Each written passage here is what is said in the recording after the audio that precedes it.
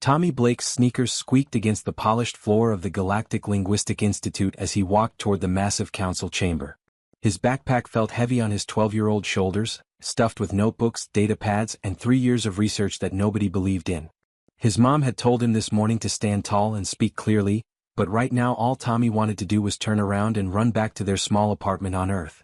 The doors slid open with a hiss and Tommy's breath caught in his throat. The council chamber was enormous, easily the size of 3 football fields. Floating platforms held alien scholars from across the galaxy, each one looking down at the single human boy standing in the center spotlight. Tommy had seen pictures of aliens before, but seeing them in person was completely different. The Vrek towered at least 15 feet tall, their gray skin covered in what looked like natural armor plates. The Thought Weavers were even stranger, their bodies made of constantly shifting crystal that hummed with an eerie sound. And there, on the highest platform, sat the Aurelian scholars with their rainbow-colored scales that moved like liquid metal under the lights. Tommy cleared his throat and activated his presentation. Holographic images appeared around him, showing sound waves, frequency patterns, and complex mathematical formulas that he'd spent years developing. "Honored council members," he began, trying to keep his voice from shaking, "my name is Tommy Blake, and I've discovered a method to translate Qatari language using multispectrum analysis and—" Stop. The word echoed through the chamber like thunder. Tommy's presentation froze as council leader Theveron leaned forward on his platform. The ancient Aurelian scales rippled with colors that Tommy had learned meant annoyance. "You are claiming that you, a human child, have solved a problem that has stumped this council for 300 years? Tommy nodded. "Yes, sir. You see, everyone's been focusing only on the sounds that Qatari make, but I discovered that there are also... We know what frequencies exist, young human." Another council member, a thought weaver whose name Tommy couldn't pronounce, chimed in with a voice like wind chimes. "Your species has barely developed faster than light travel. You've been part of the galactic community for less than 50 years. What makes you think your primitive understanding could surpass civilizations that have studied language for millennia?" Heat crept up Tommy's neck. He'd expected skepticism, but this felt like something worse. This felt like they'd already decided he was wrong before he even started talking. "I'm not saying I'm smarter than anyone here," Tommy said carefully. "I'm saying I noticed something different. If you just look at my research." Laughter. It started with one Vrek scholar and spread through the chamber like wildfire. Tommy stood in the center spotlight, his presentation hanging frozen in the air around him, while aliens who'd never even bothered to look at his work laughed at him. His face burned with humiliation, and he felt his eyes start to sting. No, he wouldn't cry.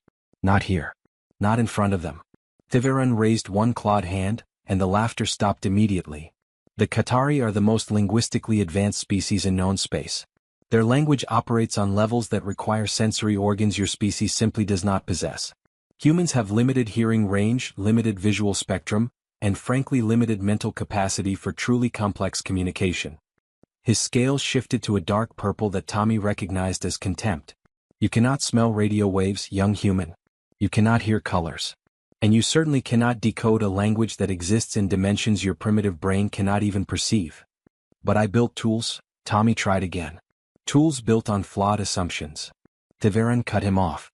"This council has reviewed your application and has decided that your scholarship is hereby revoked. You are expelled from the institute, effective immediately. Your presence here was clearly a mistake, a moment of misguided charity toward your developing species." Tommy felt like he'd been punched in the stomach. 3 years of work. 3 years of barely sleeping, of skipping time with friends, of filling notebooks with observations and patterns. All dismissed in less than 5 minutes. Security guards appeared at his sides, tall Vrek officers who gestured toward the exit. As Tommy gathered his things with shaking hands, he heard voices from the platforms above. 2 Vrek scholars were talking, not even bothering to lower their voices. "How much longer do you think humanity will last without Qatari trade agreements? Their economy's already struggling." "I give them another decade, maybe 2, the other responded with what sounded like amusement.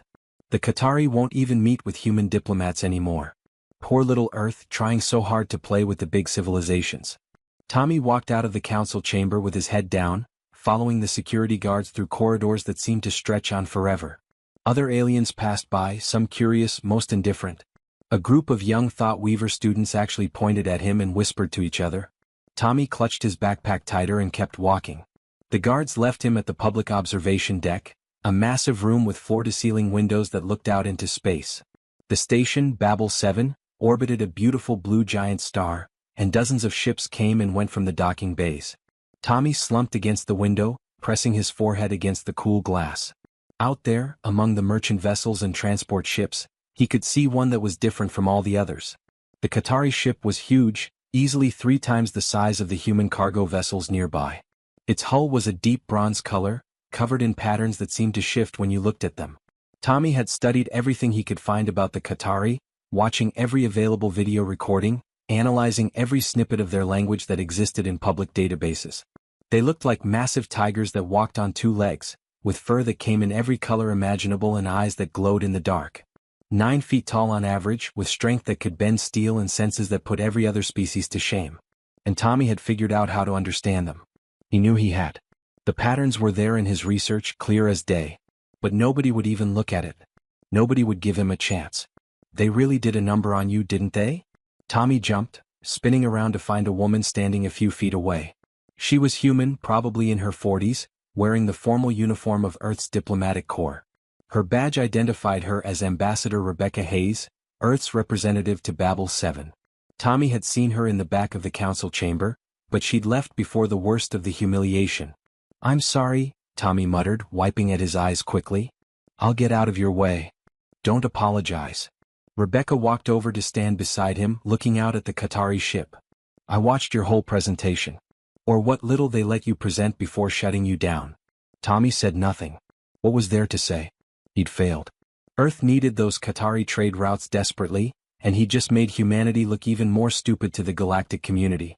Rebecca was quiet for a moment, then asked, "Do you really think you can decode their language?" "Yes." The answer came out stronger than Tommy expected. "I know I can. Everyone's been doing it wrong. They're trying to fit Qatari communication into boxes that make sense to them, but that's not how it works.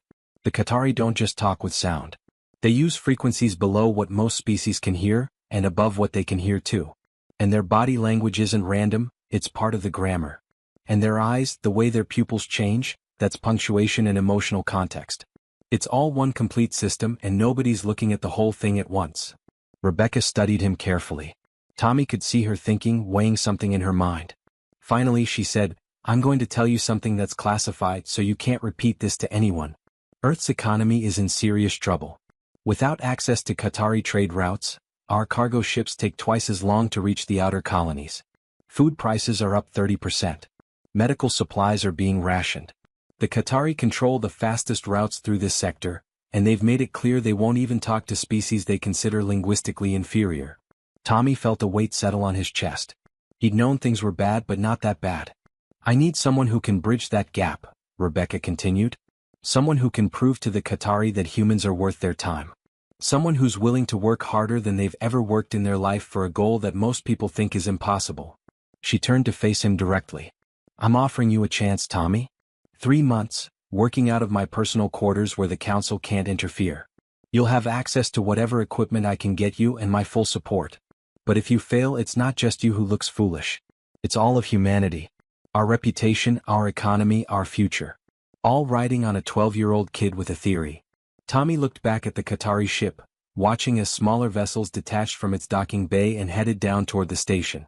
Somewhere on this station right now there were Qatari walking around, talking to each other in their impossible language that nobody else understood. They probably thought humans were just another primitive species, barely worth noticing. Tommy thought about going home and telling his mom he'd failed. Thought about watching Earth struggle while he did nothing. Thought about all those aliens laughing at him, so sure that humans would never amount to anything important. "I won't fail," Tommy said quietly, his jaw set with determination he didn't entirely feel. Rebecca smiled, and it was the first time all day that anyone had looked at Tommy like he might actually succeed. "Then let's get to work. We've got 3 months to prove that a human kid is smarter than 300 years of alien experts." She turned and started walking toward the diplomatic quarters. Tommy grabbed his backpack and hurried after her, his sneakers squeaking on the polished floor. Behind them, through the massive windows, the Qatari ship gleamed in the light of the blue giant star. Somewhere on that ship, Tommy thought, someone was speaking in frequencies and patterns and body language that nobody else understood. But they wouldn't be alone much longer. Tommy was going to crack their language if it was the last thing he did. Not for himself. Not for fame or recognition, but because Earth needed someone to succeed and he was the only one willing to try. Ambassador Hayes's personal quarters looked nothing like Tommy expected. He'd imagined fancy furniture and expensive decorations, but instead it was just a practical living space with a small kitchen, a bedroom and a large common area that Rebecca immediately cleared out for him. "Make it your workspace," she told him, gesturing at the empty room. "I'll sleep in my office most nights anyway." Within 48 hours, Tommy had transformed the space into what looked like a mad scientist's laboratory. Data screens covered every available wall, each one displaying different aspects of Qatari communication. Waveform analyzers tracked sound frequencies. Spectrographic displays showed light patterns. Motion capture software broke down body language frame by frame. Empty energy drink containers started piling up in the corners, along with half-eaten protein bars and cold cups of coffee. Dr. James Carter stopped by on the third day. He was the station's chief xenobiologist, a human in his late 50s with graying hair and kind eyes that crinkled when he smiled. "Rebecca asked me to check on you," he said, looking around at the organized chaos. "Kid, when's the last time you slept?" Tommy rubbed his bloodshot eyes. "Couple hours ago. Maybe 3. That was yesterday." James pulled up a chair and sat down heavily. "You're going to burn out before you make any real progress. Trust me, I've seen it happen to researchers way older than you. I don't have time to sleep." Tommy gestured at the screens surrounding them. "I'm close to something. I can feel it." James studied the displays, his experienced eyes taking in the complex data. "Walk me through what you found so far." Tommy's exhaustion seemed to fade as he started explaining. "Okay, so everyone who's tried to translate Qatari has focused on the sounds they make, right? The growls and roars and purrs that we can actually hear. But that's like trying to understand a book by only reading every 10th word." He pulled up a video recording of 2 Qatari having a conversation in the station's market district. "Watch this. Really watch." The video showed 2 massive tiger-like aliens standing near a fruit vendor's stall. One had dark blue fur with silver stripes, the other had golden fur with black spots. They were clearly talking, their mouths moving, deep sounds rumbling that the station's audio equipment barely picked up. "See, most translators stop there," Tommy said. "They analyze those sounds, try to find patterns and get nowhere. But look at this." He slowed the video down and highlighted different aspects on separate screens. "Their whiskers. See how they're vibrating? That's not random. It's happening at specific frequencies that match their vocalizations." James leaned closer. "I'll be damned. I never noticed that." "Nobody does because it happens so fast and at frequencies most species can't detect." Tommy was getting excited now, talking faster. "But there's more. Look at their tails." The golden-furred Qatari's tail was moving in what looked like random swishes, but Tommy's motion capture software showed it was actually tracing geometric patterns in the air. Circles, figure eights, sharp angles. That's part of their grammar. The tail movements modify the meaning of the sounds they're making. "This is incredible," James breathed. "Wait, there's more." Tommy pulled up a close-up of the blue-furred Qatari's face. "See their eyes? Watch the pupils." In slow motion, the alien's pupils were dilating and contracting in rhythmic patterns, changing size in a way that seemed coordinated with their speech. Pupil dilation indicates emotional context and emphasis. It's like punctuation and tone of voice combined. James sat back in his chair looking stunned. 5 simultaneous communication channels. Audible sound, infrasonic vibration, ultrasonic harmonics, physical gesture and biooptical signals. Exactly. Tommy pulled up star charts and planetary data. "I've been researching their homeworld. The original one before the atmospheric collapse. Their planet had 3 times Earth's atmospheric density. Sound traveled completely differently there. Multiple mediums, different speeds, weird echoes and harmonics. And their atmosphere had different light refraction properties too. Their language evolved to use every possible method of communication because their environment made it necessary." "But how do you translate something that complex?" James asked. "Even if you can detect all 5 channels, how do you convert that into something a human can understand?" Tommy grinned, and for the first time in days he looked like the kid he actually was instead of an exhausted researcher. "I'm building a device. It'll pick up all the frequencies, analyze the body language in real time, track the optical signals, and synthesize it into something we can perceive. Not just hear but actually understand in context." Over the next few weeks, Tommy barely left the apartment. Rebecca brought him meals and made sure he slept at least 4 hours a night, though she had to practically force him away from his work sometimes. James visited daily, bringing equipment borrowed from the station's science labs. A frequency analyzer from the astrophysics department. A motion tracking system from security. A light spectrum detector from botanical research. Tommy jury-rigged everything together with the kind of creative problem-solving that only comes from having no budget and unlimited determination. The device grew on the workbench like some kind of technological creature. It wasn't pretty, all exposed wiring and mismatched components held together with adhesive tape and hope. But slowly, incredibly, it started to work. Test number 47, Tommy said into his voice recorder one night. It was 3 in the morning and he was alone in the apartment. He played a recording of Qatari speech through his device. The machine hummed, clicked, and displayed a rough translation on the screen. It was gibberish, but it was structured gibberish. Progress. By week 5, Tommy's translation matrix could identify individual Qatari words. By week 6, it could parse simple sentences. But understanding words wasn't enough. He needed to test it with a real Qatari, in real conversation, where all 5 channels were happening simultaneously and naturally. I need to try it for real, Tommy announced when Rebecca came home from a diplomatic meeting. With an actual Qatari. Rebecca set down her briefcase carefully. That's dangerous, Tommy. If you're wrong, if you accidentally insult them or mistranslate something important, it could make our relationship with them even worse. And if I'm right? Tommy challenged. If I can actually talk to them? Rebecca was quiet for a long moment, staring at the device on Tommy's workbench. It looked like it might fall apart if you breathed on it wrong. But the math on the screens surrounding it was solid. She'd had James verify the algorithms and he'd confirmed that the theory was sound. There's a Qatari merchant named Rashtok, she finally said. He runs a textile shop in the trade district. He's been on the station for years and he's less hostile than most of his people. If you're going to test this thing, he's probably your best option. But I want James with you.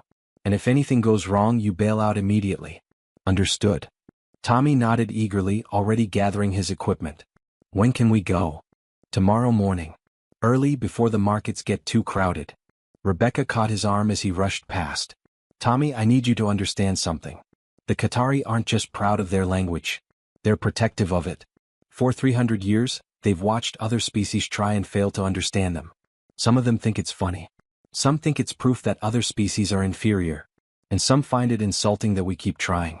You're walking into their territory with a device that might not work, claiming you can do what nobody else has done.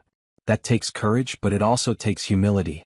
If they reject you, you have to accept that with grace. I will, Tommy promised. But in his mind, he was already planning the conversation, practicing the phrases he'd programmed into his device, imagining the moment when a Qatari would finally understand a human for the first time in history. That night, Tommy barely slept. He checked his device 100 times, ran diagnostic tests, rehearsed his opening greeting in both standard galactic and attempted Qatari. His hands shook slightly as he calibrated the sensors one more time. At dawn, Rebecca and James met him at the apartment door. Ready? Rebecca asked. Tommy picked up his device, which he'd mounted in a portable case with a shoulder strap. It was heavy, awkward, and looked like it might explode at any moment. But it represented 3 years of observation, 6 weeks of intensive work, and possibly humanity's last chance at Qatari contact. Ready, Tommy said. The trade district was just beginning to wake up when they arrived.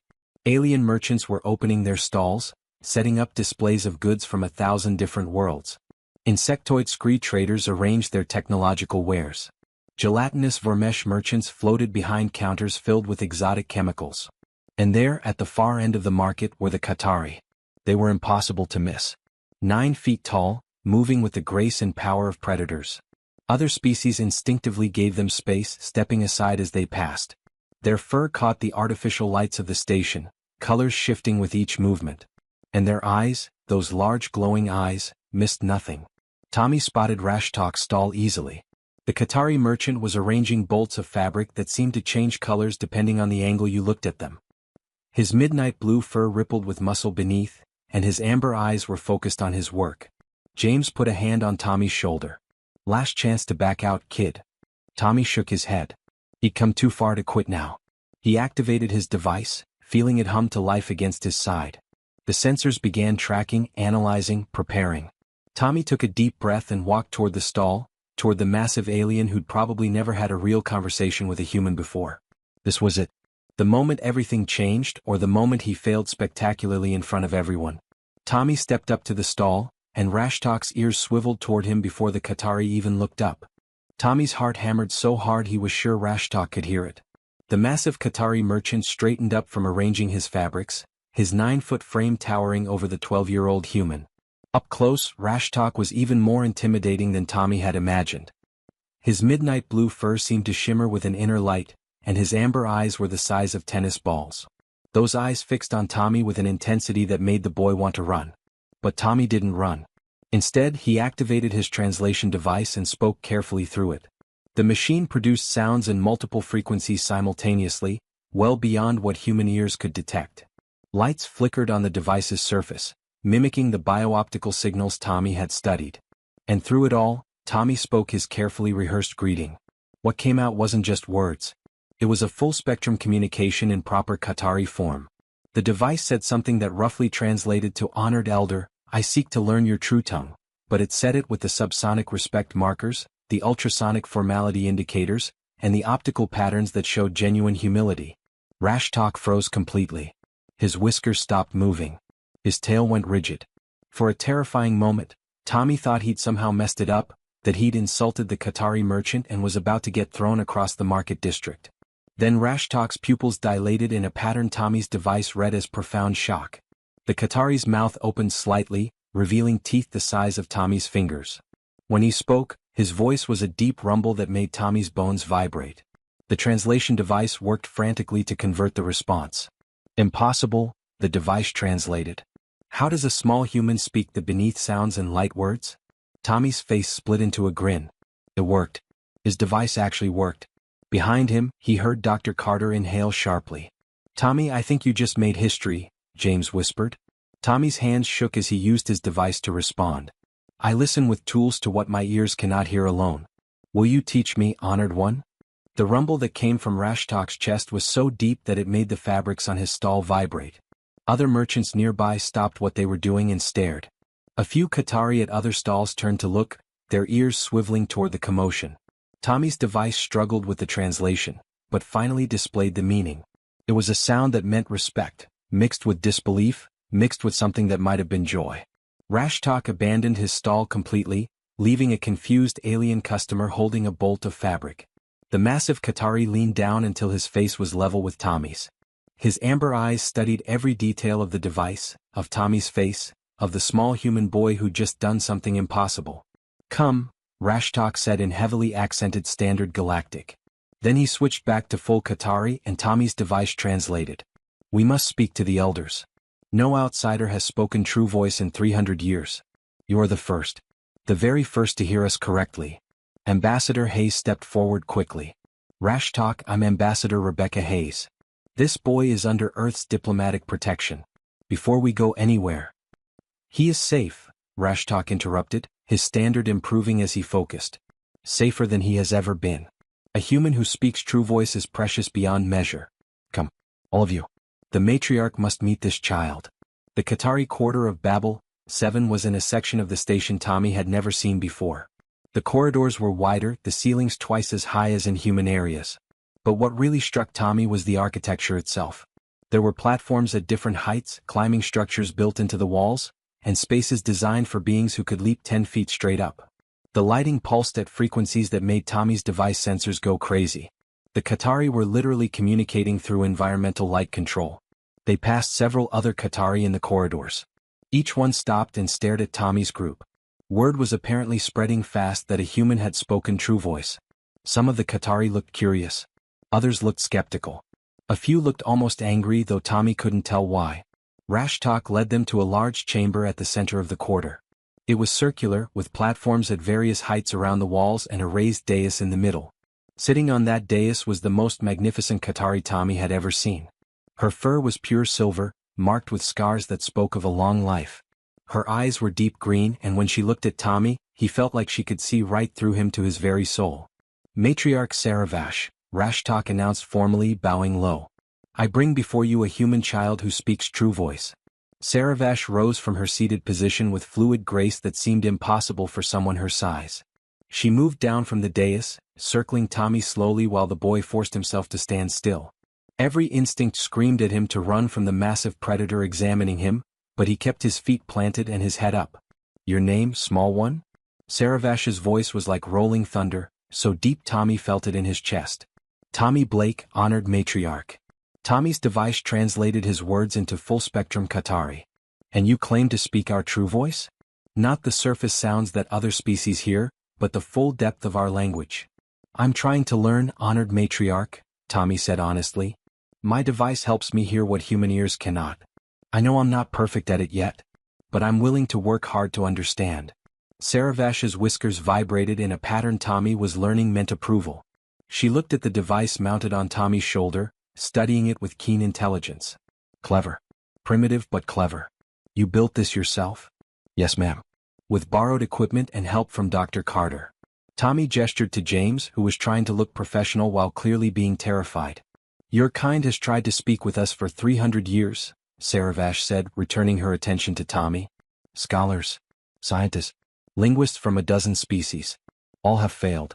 All heard only our surface voice and thought themselves understanding.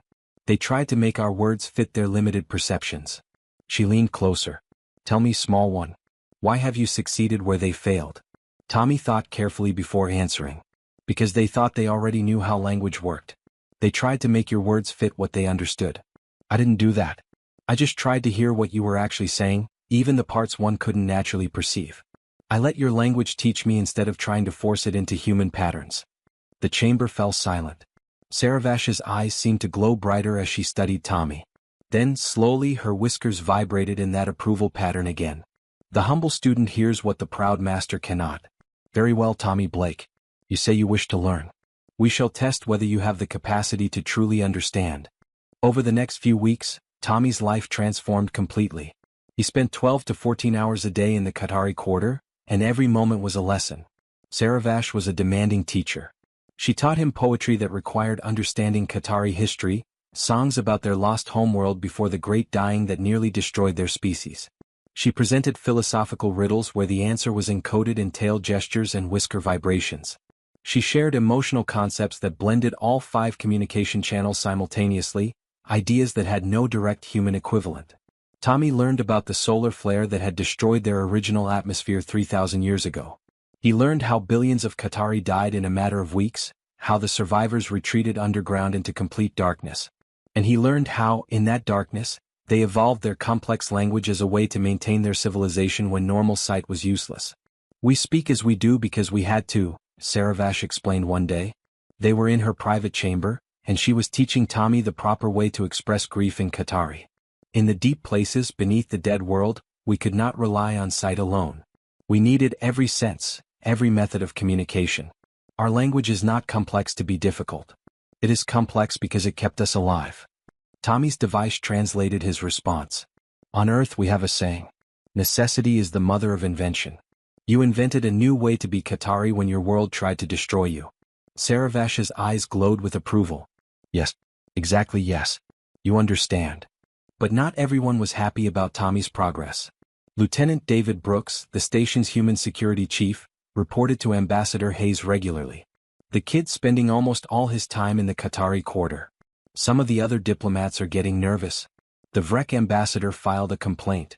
"Even some humans think we're putting too much pressure on a 12-year-old. "Let them complain," Rebecca said firmly. "For the first time in 300 years, the Qatari are actually talking to someone. Really talking. Do you know what this could mean for Earth?" But Rebecca's support couldn't protect Tommy from everything. Back at the Galactic Linguistic Institute, Council leader Thiveran was seething with humiliation. The alien scholar had spent his entire career claiming that Qatari language was beyond human comprehension. Now a human child was proving him wrong, and word was spreading through the entire academic community. Thiveran's reputation was crumbling, and he knew exactly who to blame. He made a direct communication to the Qatari Council, bypassing normal diplomatic channels. "I wish to report a fraud," Thiveran declared, his scales dark with anger. "A human child named Tommy Blake is deceiving your people. He has stolen classified Qatari cultural data and is using it to create false translations. We have evidence that he bribed station personnel to obtain information that should have been restricted. This is a calculated attempt to manipulate your people for human political advantage." The accusation was completely false, but it was also carefully crafted. Tavera knew the Qatari valued honesty above almost everything else. If they believed Tommy had cheated, had stolen his knowledge rather than earning it, they would never trust humanity again. The Qatari council deliberated for 2 days. Then they contacted matriarch Sarah Vash with their decision. She called Tommy to her chamber on a morning that started like any other. Tommy arrived with his device and his notebook, ready for another day of lessons. But the atmosphere was different. Tense. Rashtok was there, his whiskers vibrating with concern. Dr. Carter and Ambassador Hayes had been summoned as well. Tommy Blake, Saravash began formally, and Tommy's stomach dropped. She only used his full name when something was serious. You have been accused of fraud by the Galactic Linguistic Institute. They claim your translations are false. That you have stolen Qatari knowledge and are manipulating my people with deception. Tommy felt like the floor had dropped out from under him. That's not true. I would never. Saravash raised a massive paw, silencing him. The Qatari Council has agreed to settle this matter with a formal challenge. You must translate the sacred dirge of First Night. It is the funeral poem of our greatest tragedy, the song we sang when our world died and billions of voices fell silent. Rashtok interjected quickly, his voice urgent. Honored matriarch, 3 Thought Weaver translators attempted this task before Tommy. All 3 lost their minds. The dirge drove them mad because they could not truly comprehend what it expressed. This is too much to ask of a human child. You can refuse, Saravash said, looking directly at Tommy. There is no shame in acknowledging a task beyond your ability. But if you refuse, the Council will assume the accusations are true. Humanity will be barred from Qatari space forever. Ambassador Hayes grabbed Tommy's arm. Kid, you don't have to do this. This is political manipulation. We can fight this through official channels. How long do I have? Tommy interrupted, his voice barely above a whisper. Saravash's green eyes seemed to bore into him. 48 hours. Tommy walked back to Ambassador Hayes's quarters in a daze. 48 hours. He had 48 hours to translate something that had driven 3 alien translators insane. 3 thought weavers, beings whose entire species was built around processing complex information, had attempted the sacred dirge and lost their minds in the process. And now a 12-year-old human kid was supposed to succeed where they'd failed. Rebecca, James, and Rashtok followed him into the apartment. The massive Qatari had to duck to fit through the human-sized doorway, and he looked completely out of place among the modest furniture and Tommy's scattered equipment. But he'd insisted on coming, and Saravash had allowed it. This is wrong, Rashtok said, his deep voice filled with anger. The Council knows what they ask is nearly impossible. They are setting you up to fail so they can justify rejecting all humans. Maybe, Tommy said quietly. He was already pulling up files on his computer, accessing the recordings Saravash had provided. Or maybe they're testing whether I really understand or if I've just been lucky so far. James moved to Tommy's workstation and looked at the waveform displays starting to populate the screens. His face went pale. Tommy, I've never seen anything this complex. The data density alone is staggering. There are probably 100,000 distinct communication elements per second. Tommy nodded, his fingers flying over the keyboard. I know. I've been looking at it for the last hour. You should rest first, Rebecca insisted. You can't tackle something like this on no sleep. I can't afford to sleep. Tommy pulled up more analysis windows. 48 hours isn't much time. Every minute matters. Rebecca looked at James helplessly. The doctor just shook his head. They both knew Tommy well enough by now to recognize when he was completely committed to something. Trying to stop him would be like trying to stop a river from flowing downhill. I will stay, Rashtok announced, to answer questions about our history and culture. If you need context, I can provide it. Tommy looked up at the massive alien, surprise and gratitude flooding through him. Thank you. That would help a lot. For the first 6 hours, Tommy just listened. He played the sacred dirge over and over, letting the sound wash through him. His device picked up the full spectrum of communication, 5 channels of information flowing simultaneously. But it was more than just data. There was emotion packed into every frequency shift, every whisker vibration, every optical signal. This wasn't just a song. It was the collective grief of an entire species. Around hour 7, Tommy started having a breakdown. His hands were shaking, tears streaming down his face as he listened to the dirge for what felt like the 100th time. I can't do this, he whispered. It's too big. Too much. How am I supposed to translate feelings this huge into something humans can understand? Rashtok moved closer, settling onto the floor so he was closer to Tommy's eye level. Tell me what you hear, small friend. Pain, Tommy said, his voice cracking. So much pain. Your whole world dying. Billions of voices screaming and then going silent. The sun that gave you life turning into something that destroyed everything.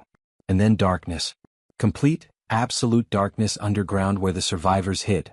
I can hear all of it, but I don't know how to make other humans feel it. Perhaps that is your answer, Rashtok said softly. Perhaps you are not meant to translate our experience. Perhaps you are meant to find the human equivalent. Tommy wiped his eyes and looked at the Qatari. What do you mean? Humans have also nearly gone extinct, yes? Your history has moments where your species came close to vanishing forever. Find those moments. Find your own pain that echoes ours. Then build a bridge between them. Something clicked in Tommy's mind. He wasn't supposed to perfectly reproduce the Qatari experience for humans. That was impossible. Instead, he needed to help humans understand through their own parallel experiences. He needed to translate not just words but shared trauma. Tommy dove back into his work with renewed purpose. He researched Earth's history, pulling up data on the asteroid impact that killed the dinosaurs and nearly ended all life on the planet. He found records of human ice ages, volcanic winters, and other near-extinction events. He studied how humans had survived against impossible odds, just like the Qatari had. Hour 12 came and went. James brought food that Tommy ate mechanically without tasting. Rebecca checked in every few hours, looking more worried each time. Tommy's eyes were bloodshot, his hands cramped from constant typing, but he couldn't stop. The pieces were starting to come together in his mind. By hour 18, Tommy realized something crucial. The sacred dirge wasn't meant to be translated word for word. It was designed to be experienced emotionally. The Qatari who'd created it had packed it with sensory information that triggered deep emotional responses in other Qatari. To make it work for humans, Tommy needed to trigger human emotional responses using human sensory cues. He started building a multi-sensory presentation. His device would handle the actual Qatari audio, presenting it in full 5-channel complexity for any Qatari who were watching. But simultaneously, Tommy would layer in human-perceivable elements that captured the same emotional journey. He programmed holographic projectors to show visual representations of the dying Qatari homeworld. He found audio of a violin playing that had the same haunting quality as Qatari morning songs. He even rigged up the station's environmental controls to adjust temperature and humidity, mimicking the feeling of atmosphere burning away and then the cold darkness underground. Hour 24. Tommy was running on pure adrenaline and determination. Rashtok had fallen asleep in one corner, his massive form curled up like a giant cat. James dozed in a chair, occasionally waking up to check on Tommy before nodding off again. Only Rebecca stayed awake, keeping silent vigil. You should sleep, Tommy told her without looking away from his screens. So should you, she replied. I will. When it's done. Hour 30. Tommy made a breakthrough on the emotional mapping. The dirge described the moment when the solar flare hit, when the Qatari realized their world was ending. Tommy found a way to express that using the human memory of watching loved ones die, the helplessness of knowing something terrible is happening and being unable to stop it. He wove an audio of human voices raised in grief, matched to the frequency of Qatari morning rumbles. Hour 36. The presentation was taking shape, but Tommy knew it wasn't enough. It was technically correct, emotionally resonant, but it was missing something. Some element that would make it truly bridge the gap between species. What am I missing? Tommy asked out loud, not really expecting an answer. Rashtok stirred in his corner. What have you created so far? He asked, his voice rough with sleep. Tommy played what he had. The holographic display showed the Qatari homeworld in its glory, purple skies and magnificent cities. Then the solar flare struck and everything burned. The visuals shifted to show Earth's own catastrophes, the asteroid impact, cities falling. The audio blended Qatari frequencies with human music, creating something that was neither and both. Then came the darkness, the descent underground, the struggle to survive. Rashtok watched in silence, his whiskers trembling. When it ended, he was quiet for a long moment. It is beautiful, he finally said. But you are still translating our grief into your terms. You have not yet added your own voice. My own voice. Tommy was confused, exhausted, and running out of time. You are a bridge between our peoples, Rashtok explained. A bridge stands between two shores, touching both but belonging to neither.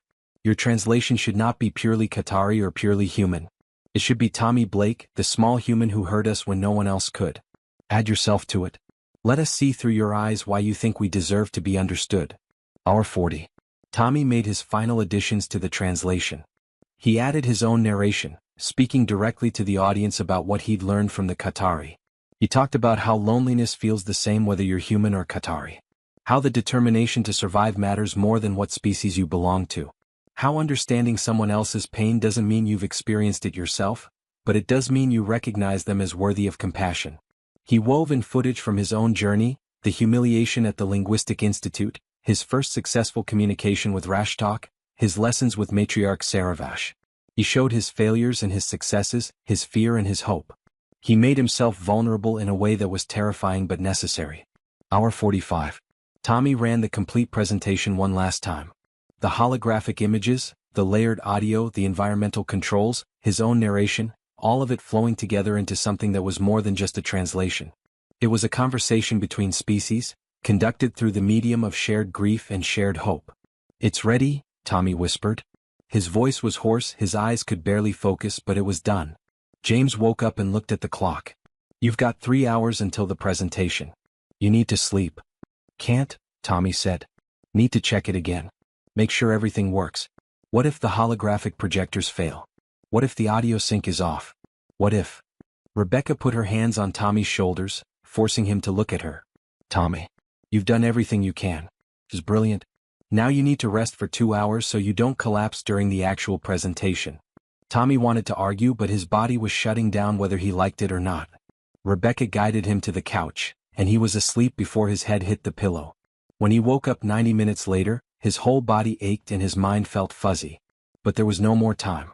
The presentation was in 30 minutes in the main council chamber, in front of the entire Qatari Council, the Galactic Linguistic Institute, and probably half the diplomats on the station. Tommy gathered his equipment with shaking hands. This was it.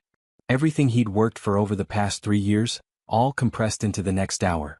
Either he'd succeed and open a new era of human-Qatari cooperation, or he'd fail and destroy any chance of that happening for generations. "Ready?" Rebecca asked gently. Tommy took a deep breath and picked up his device. "Ready." As they walked toward the council chamber, Tommy couldn't help thinking about all the people who'd laughed at him, who'd said humans were too primitive to ever understand the Qatari. Maybe they were right. Maybe he was about to embarrass himself and his entire species in front of everyone who mattered. But maybe, just maybe, being human was exactly what made him the right person for this job. The council chamber was packed with more beings than Tommy had ever seen in one place. Every observation gallery was filled to capacity. Qatari council members occupied the highest platforms, their massive forms radiating authority. The Galactic Linguistic Institute representatives sat on another tier, with council leader Thiveran front and center, his scales shifting through colors that Tommy's research told him meant anticipation and smugness. The alien scholar clearly expected Tommy to fail spectacularly. Human diplomats clustered together in their designated section. Tommy recognized some of them from news broadcast. Director Michelle Ross from Earth's Diplomatic Services had made the long journey from Earth specifically for this presentation. She sat next to Ambassador Hayes, her face carefully neutral but her hands clasped tightly in her lap. Tommy walked to the center of the chamber, his equipment floating on a small anti-gravity cart behind him. The spotlight hit him and suddenly he felt very small and very young. He was 12 years old, wearing clothes his mom had sent from Earth that were already getting too small for him. His hair stuck up in places because he barely had time to run water through it.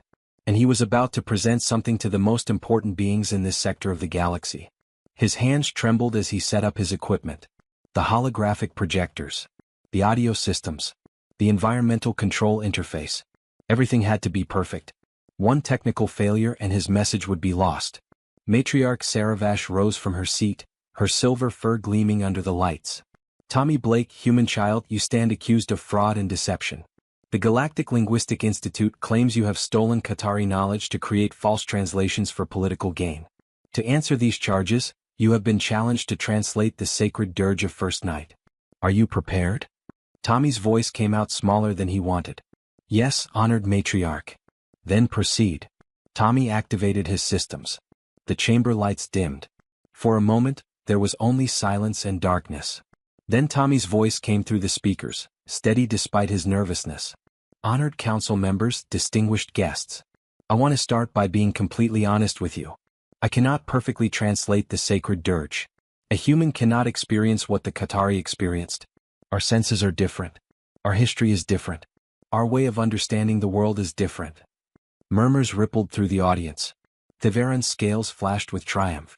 The alien scholar thought Tommy was admitting defeat. But Tommy continued. However, I believe I can build a bridge. A way for humans to understand Qatari grief through our own experiences of loss and survival. What I'm about to show you isn't a word-for-word translation.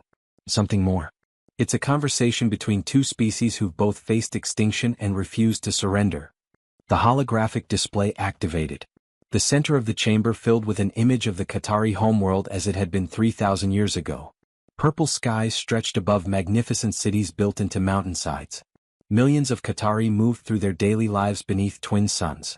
The image was so detailed, so beautiful, that several Qatari in the audience made soft sounds of recognition and longing.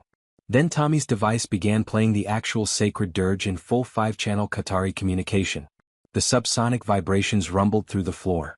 Ultrasonic harmonics that only the Qatari could fully hear filled the air.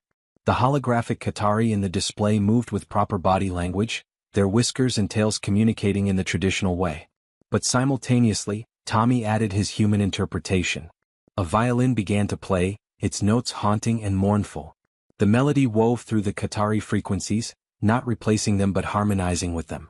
Human voices joined in, wordless sounds of grief that matched the emotional tone of the Qatari mourning songs. The holographic display showed the moment of catastrophe. The solar flare erupted from one of the twin suns, a wave of deadly radiation that stripped away the atmosphere in hours. The Qatari in the display looked up at their killing sky, their body language expressing horror and helplessness. The temperature in the chamber increased, making everyone uncomfortable, mimicking the feeling of air burning away. Tommy's narration continued over the display. 3,000 years ago the Qatari lost their world. Not to war or to their own mistakes, but to a random cosmic event they couldn't predict or prevent. Billions died. An entire civilization faced extinction. The holographic display shifted. Now it showed Earth during the asteroid impact that killed the dinosaurs. The massive rocks slamming into the planet. Fire spreading across continents. The sky turning black with ash. Then it showed human civilizations facing their own near extinctions. Ice ages, volcanic winters, plagues that killed millions. Humans know this fear too, Tommy said quietly. We've stood on the edge of extinction multiple times in our history. We've watched our world try to kill us. We've lost people we loved to disasters we couldn't control. The details are different, but the emotion is the same. The terror. The grief. The desperate need to survive. The holographic Qatari retreated underground into complete darkness. The chamber lights went completely dark as well, and the temperature dropped sharply. For a moment, the audience sat in cold blackness, experiencing just a fraction of what those ancient Qatari survivors had faced. Then tiny lights appeared in the darkness. Bioluminescent signals from Qatari whiskers. Gentle subsonic vibrations traveling through stone. The survivors finding each other in the dark, refusing to let their species die. Tommy's display showed humans in caves after the asteroid impact. Small groups huddled around fires, speaking to each other, organizing, surviving. Two different species, two different worlds, but the same stubborn determination to continue existing. In the darkness, both our peoples evolved new ways to communicate, Tommy explained. The Qatari developed their 5-channel language because they had to. Humans developed complex spoken language and tool use because we had to. We both refused to surrender to extinction. The presentation continued for 15 more minutes. Tommy showed the Qatari slowly rebuilding over centuries, climbing back toward the light. He showed humans spreading across Earth, then to other planets, always reaching for something better. The violin and Qatari frequencies wove together until it was hard to tell where one ended and the other began. Finally, the presentation reached its conclusion. The holographic display showed the modern day. Qatari ships traveling between stars. Human vessels doing the same. Two species who'd survived the worst their universes could throw at them, now sharing space on the same station, breathing the same recycled air. Tommy's final words were simple. I can't speak perfect Qatari. I never will. But I can listen. I can try to understand. And I can recognize that your pain, your loss, your determination to survive, all of it matters. You're not alone in having nearly lost everything. And maybe that's the real translation. Not converting your words into ours, but recognizing that underneath all our differences, we're both species who refuse to give up. The presentation ended. The lights came back up slowly. Tommy stood in the center of the chamber, exhausted and vulnerable, waiting for judgment. The silence stretched on for what felt like forever. Tommy could hear his own heartbeat pounding in his ears. Had he succeeded? Failed? Made things worse? Then Matriarch Saravash stood. A low rumble emanated from her chest, the subsonic vibration of deep Qatari emotion. One by one, every Qatari in the chamber rose and joined her. The sound built until the walls themselves seemed to vibrate with it. Tommy's device struggled to translate the complex emotional meaning, then finally displayed it. He understands. The small human understands. Not the words alone. The heart beneath them. The spirit that survived when the world died. He sees us as we truly are. Tears were streaming down Saravash's face, cutting tracks through her silver fur. Rashtok was crying openly, not bothering to hide his emotion. Even Qatari council members who Tommy had never met were wiping their eyes, their whiskers trembling with feeling. Dr. Carter grabbed Ambassador Hayes's arm. "Rebecca, do you understand what just happened? The Qatari never cry in front of other species. They consider it a sign of deep trust." Rebecca couldn't speak. She just nodded, her own eyes wet. Thivaran sat frozen in his seat, his scales pale with shock. His attempt to destroy Tommy's reputation had backfired completely. The alien scholar had thought he was exposing a fraud. Instead, he'd forced Tommy to create something that transcended simple translation. Saravash descended from her platform and walked to where Tommy stood. She lowered herself until her face was level with his. "Thank you, little brother," she said softly, using the Qatari term for family. "For 300 years we have been alone with our grief. Today, for the first time, someone else truly heard it." She turned to address the full chamber, her voice amplified for all to hear. "The Qatari Council has reached a unanimous decision. Humanity is granted true voice status, effective immediately." The chamber erupted. Species who'd been watching silently suddenly burst into conversation. True voice status was something most galactic civilizations had never even heard of. It was a Qatari designation that had never been given to any other species in recorded history. Saravash continued over the noise. "This status grants humanity full cultural and economic partnership with the Qatari collective. Unrestricted access to our trade routes. Technology sharing agreements. Educational exchanges. And most importantly, recognition as a species that understands not just our language but our spirit."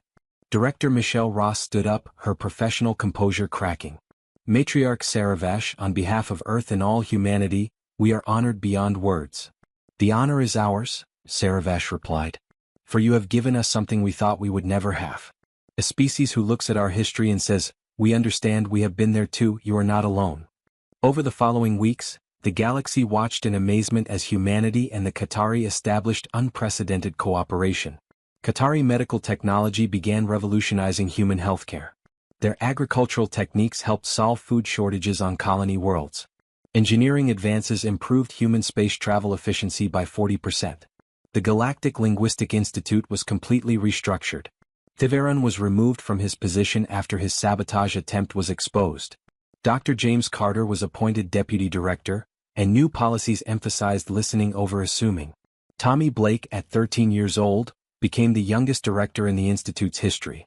His specific role was overseeing human-Qatari relations and developing educational programs to teach both species each other's languages and cultures.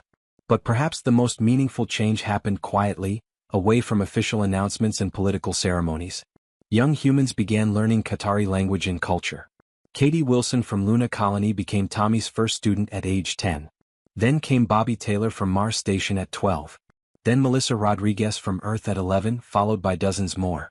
And for the first time in their history, young Qatari began learning human languages in return. Not because they had to, but because they wanted to understand the small species who'd heard them when no one else could. 6 months after his presentation, Tommy stood in his new office reviewing applications from both species. His workspace was larger now, filled with translation equipment, star charts showing Qatari territories, and educational materials in multiple languages. Through his windows, he could see both human and Qatari ships docking at the station, their crews mixing freely in ways that had been unthinkable a year ago. Ambassador Hayes visited him that evening. "Big day tomorrow," she said. "First human delegation to the Qatari homeworld. How are you feeling?" Tommy pulled up images of the planet he'd be visiting. The Qatari had spent 3,000 years rebuilding their atmosphere, and now their world was beautiful again. Purple skies had returned. Cities climbed mountains like they had in ancient times. and no outsider had walked on its surface since before humans had even invented writing. Nervous, Tommy admitted. Excited, scared. All of it at once. Rebecca smiled. You've earned this, Tommy. You did something that everyone said was impossible. You built a bridge between species that most people thought would never understand each other. Tommy shook his head. I didn't build the bridge alone. Rashtok helped. Dr. Carter helped. You helped. And the Qatari, they were willing to give a human kid a chance when they could have just dismissed me like everyone else did. That's because you showed them something important, Rebecca said. You showed them that understanding doesn't mean being the same. It means being willing to see the world through someone else's eyes, even when it's hard. Tommy looked at the applications on his desk. Human kids wanting to learn Qatari. Qatari youngsters wanting to learn human languages and culture. Education programs being developed. Trade agreements being signed. Medical breakthroughs being shared. All because a 12-year-old boy had refused to accept that communication was impossible. Do you ever get tired of proving yourself? Rebecca asked the question she'd asked before. Tommy smiled and pulled up that old recording, his first successful communication with Rashtok. That moment of shocked recognition when a Qatari merchant realized a human child could hear the beneath sounds. I'm not proving myself anymore, he said softly. I'm proving what we can all become when we actually listen to each other. Through his office windows, the stars gleamed against the darkness of space. Somewhere out there was the Qatari homeworld, waiting to welcome humans not as strangers or conquerors, but as family. Somewhere out there were millions of voices speaking in frequencies and lights and gestures, all saying the same thing in their own ways. You are not alone. We hear you. We understand. And tomorrow, Tommy would walk on an alien world that had decided humanity was worthy of trust.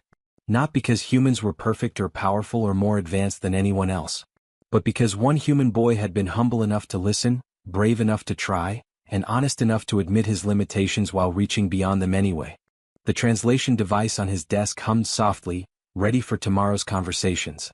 Tommy saved his work, turned off his screens and headed home. There would be more challenges ahead. More languages to learn. More bridges to build. More moments of doubt and fear and triumph. But tonight, Tommy Blake could rest knowing that he'd changed the galaxy in a way that mattered. He'd proven that the most important kind of intelligence wasn't about having the best technology or the strongest military or the oldest civilization. It was about having the wisdom to recognize that everyone's story matters, and the courage to really listen when someone tries to tell you theirs.